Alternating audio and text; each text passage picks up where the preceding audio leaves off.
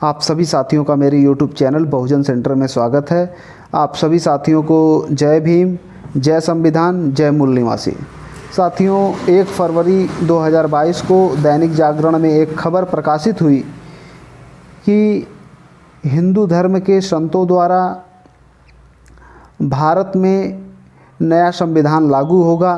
उस संविधान का नाम हिंदू राष्ट्र संविधान होगा और इस संविधान को निर्माण करने के लिए उन्होंने जिस व्यक्ति की जिम्मेदारी लगाई उस व्यक्ति का नाम डॉक्टर कामेश्वर उपाध्याय है। साथियों, जिन लोगों ने ऐसा दुस्साहस किया उन लोगों को देशद्रोह के मुकदमे में डालकर जेल में होना चाहिए था। साथियों, अब मैं आप लोगों को कुछ महत्वपूर्ण चीज़ें बताना चाहता हूं कि भारतीय संविधान को ये लोग क्यों नहीं मानते। भारतीय संविधान के रहते हुए भी इन्होंने इतना बड़ा दुस्साहस किया और जो संविधान विरोधी है वो देशद्रोही होता है। ये हमको आपको इस चीज़ की जानकारी होनी चाहिए। संविधान से ऊपर कोई नहीं है। साथियों, जो हिंदू राष्ट्र संविधान का ये लोग संकल्पना कर रहे हैं उसमें क्या क्या चीज़ें होंगी वो मैं थोड़ा सा आप लोगों को बताना चाहता हूँ। हिंदू राष्ट्र संविधान में मनुस्मृति, रामचरितमानस, वेद, पुराण, इन सभी चीज़ों से आर्टिकल लिए जाएंगे। अब साथियों, चर्चा ये करनी है हमें कि आखिर आज से 2500-3000 साल पहले जो मनुस्मृति लागू थी उसी मनुस्मृति को ये फिर लागू क्यों करना चाहते हैं। इस बात को समझाने के लिए मैं कुछ महत्वपूर्ण चीज़ें आप लोगों को समझाना चाहता हूँ। साथियों, आपको याद होगा कि ये देश पहले मनुस्मृति से चलता था और मनुस्मृति असमानता पे आधारित था। साथियों, मनुस्मृति के द्वारा शूद्रों और नारियों को शिक्षा का अधिकार नहीं था। शूद्रों को, अतिशूद्रों को थूकने की आज़ादी नहीं थी, सड़कों पे चलने की आज़ादी नहीं थी, सार्वजनिक जगहों पर पानी पीने की आज़ादी नहीं थी। तो क्या फिर ये हिंदू राष्ट्र संविधान लागू करके फिर जो है ये वर्ण व्यवस्था को लागू करना चाहते हैं, उसी मनुस्मृति को लागू करना चाहते हैं? ये एक विषय है जिस पे हमको आपको अभी से समझदारी से काम लेना है। साथियों, जो वर्ण व्यवस्था थी, वर्ण व्यवस्था में 4 वर्ण थे, ब्राह्मण, क्षत्रिय, वैश्य और शूद्र। ब्राह्मणों के पास 4 अधिकार था, पढ़ने का, पढ़ाने का, धन रखने का, हथियार रखने का। ये 4 अधिकार ब्राह्मणों के पास में था। दूसरे नंबर पे क्षत्रिय थे। ब्राह्मणों से 1 अधिकार कम क्षत्रियों के पास में था। इनके पास पढ़ने का, धन रखने का और हथियार रखने का। क्षत्रियों से 1 अधिकार कम वैश्यों के पास में था, पढ़ने का और व्यापार करने का। वैश्यों से नीचे फिर ये जो कैटेगरी है इसको बोलते हैं शूद्र। इनके पास में कोई भी हक अधिकार नहीं था। इनको सिर्फ ये समझाया गया था कि सेवा करना तुम्हारा धर्म है। तुम ब्राह्मण, क्षत्रिय, वैश्य, ये जो तीनों वर्ण हैं इन लोगों की आप सेवा करोगे, ये आपका धर्म है। ये मनुस्मृति के हिसाब से जो है मैं बता रहा हूँ कि जब मनुस्मृति लागू थी उस समय ये था। साथियों, ब्राह्मण ने अपने आप को ये बताया कि हम ब्रह्मा की औलाद हैं, इसलिए हम सुपीरियर हैं।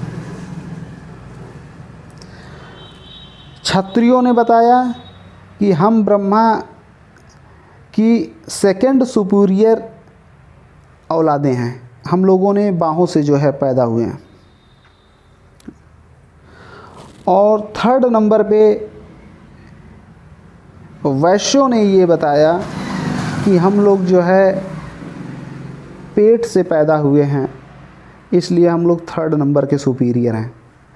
और इन तीनों वर्णों के लोगों ने शूद्रों को ये बताया कि आप लोग ब्रह्मा के पैर से पैदा हो, इसलिए आप लोग हम लोगों की सेवा करने के लिए हो। साथियों, ये सारी मनगढ़ंत चीज़ें इस ब्राह्मण वर्ग ने हमारे लोगों को दिमागों में डाला और हम लोगों को शिक्षा के अधिकार से दूर रखा, क्योंकि शिक्षा तर्क को जन्म देती है। जहाँ शिक्षा होगी वहाँ तर्क होगा। अब साथियों, हमें आपको ये समझना है कि ये लोग भारतीय संविधान को क्यों नहीं मानते, ये तीनों वर्ण के लोग। साथियों, जो ब्राह्मण ये बताता था कि मैं ब्रह्मा की औलाद हूँ, उसको भारतीय संविधान ने शूद्र के बराबर लाके खड़ा कर दिया। ये खड़ी व्यवस्था थी, उसको पड़ी में कर दिया। ऐसे जिस शूद्र का छुआ हुआ ये लोग पानी नहीं पीते थे, जिस शूद्र की छाया पड़ने से ये लोग अशुद्ध हो जाते थे, उस शूद्र को बाबा साहब ने भारतीय संविधान लिख करके ब्राह्मणों के बराबर कर दिया। भारतीय संविधान में क्या चीज़ है? भारतीय संविधान समता, स्वतंत्रता, बंधुता और भाईचारे पर आधारित है। समता, स्वतंत्रता, बंधुता और न्याय पर आधारित है। और ये क्या है? ये रेशियल डिस्क्रिमिनेशन मतलब, रेशियल का मतलब ये होता है कि जन्मजात ये जो सुपीरियर है, ये जन्मजात सुपीरियर है, ये जन्मजात सुपीरियर है। और इन तीनों लोगों ने मिलकर इसको जन्मजात अछूत बताया। साथियों, यदि मनुस्मृति लागू हो गया या भविष्य में ये लोग लागू करेंगे, तो हमें सबसे पहले इनके धर्म को छोड़ना होगा। जिस दिन हम लोगों ने इनके धर्म को छोड़ दिया, उसी दिन हम लोग 50% कामयाब हो जाएंगे। इसमें सबसे बड़ा वर्ग जो है, ओबीसी वर्ग जो है, वो सबसे ज़्यादा धर्म को लेकर ढो रहा है अपने कंधों पर।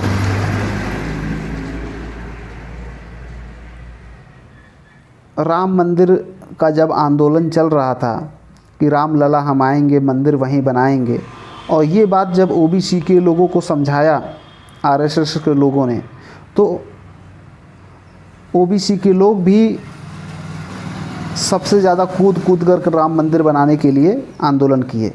और जब उसी मंदिर के ट्रस्ट का निर्माण हुआ, तो ओबीसी को घंटा बजाने के लिए भी आरएसएस के लोगों ने नहीं रखा कि चलो भाई, तुम लोगों ने मंदिर के लिए, तुम्हारे पुरखों ने इतना आंदोलन किया, तुम लोगों को घंटा बजाने के लिए हम लोग नौकरी पे, सैलरी पे रखते हैं।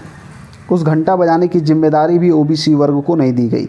और उसके बावजूद भी ओबीसी वर्ग ये नहीं समझ रहा है कि हमारे पुरखों ने मंदिर की लड़ाई नहीं लड़ी थी, हमारे पुरखों ने शिक्षा, स्वास्थ्य, रोजगार की लड़ाई लड़ी थी। साथियों, ओबीसी वर्ग को राष्ट्रपिता ज्योतिबा राव फूले की द्वारा लिखित एक बहुत ही चर्चित पुस्तक है गुलामगिरी, उसको ज़रूर पढ़ना चाहिए। क्यों पढ़ना चाहिए कि सबसे ज़्यादा आज जो है भ्रम की स्थिति में ओबीसी वर्ग है, सबसे ज़्यादा राम भक्त ओबीसी है।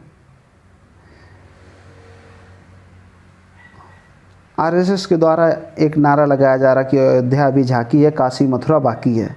तो फिर ओबीसी के वर्ग का इस्तेमाल करके काशी और मथुरा में ये लोग अपना मंदिर का निर्माण करेंगे, और फिर जब ट्रस्ट का निर्माण होगा तो एक भी ओबीसी को नहीं रखा जाएगा। क्यों नहीं रखा जाएगा? क्योंकि वो वर्ण के हिसाब से शूद्र है।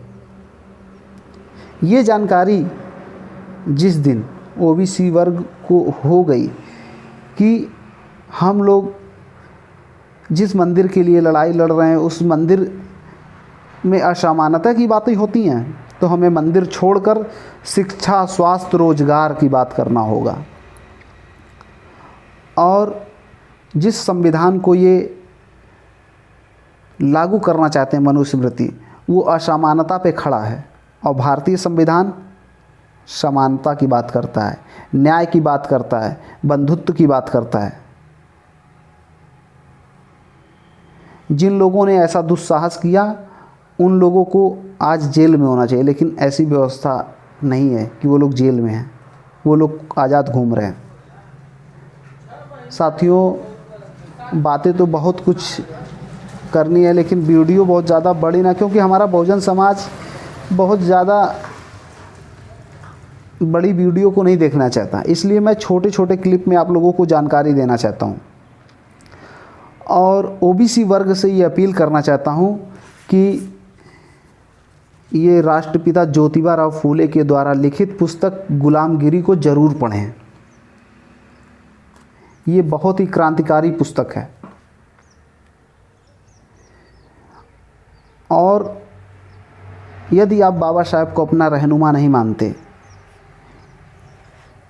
तो ठीक है, आपको ये बताया गया है, ओबीसी वर्ग की इसमें 1% भी गलती नहीं है। ओबीसी वर्ग को ये समझाया गया कि बाबा साहेब दलितों के नेता हैं, तो ठीक है, आप बाबा साहेब को मत मानिए, लेकिन आप ज्योतिबा राव फूले को तो मानिए, वो तो ओबीसी कैटेगरी के थे। उनके विचार को जब आप पढ़ेंगे तब आप बाबा साहेब को खुद जान जाएंगे। मैं ये कहना चाहता हूँ कि हमारे लोगों ने जातियों का आंदोलन नहीं चलाया, हमारे लोगों ने बहुजन की थ्योरी जो थी उसको लेकर के चले थे। हमारे राष्ट्रपिता ज्योतिबा राव फूले, बाबा साहेब, मान्यवर कांसीराम साहब, ये जो थी, जो बहुजन की थ्योरी है, इसको लेकर चलना होगा, तभी हम राजनीति में सफल हो सकते हैं, तभी हम हर क्षेत्र में सफल हो सकते हैं। ये मेरा आपसे कहना है। जब हम किसी जाति विशेष को लेकर के चलेंगे तो हमारा कोई भी आंदोलन सफल होने वाला नहीं है, चाहे वो राजनीति का हो, चाहे वो शिक्षा का हो, चाहे वो रोजगार का हो। क्योंकि जब आप जाति को लेकर के चलेंगे तो पिटाई होगी, और जब आप 85% की बात करेंगे, क्योंकि ये जो शूद्र वर्ग है ये 6743 जातियों में बांटा गया है। और जो कास्ट सिस्टम है, देखिए वो लोग हमको क्या बताते हैं कि जो जाति का निर्माण ब्रह्मा ने किया, ऐसा बताते हैं।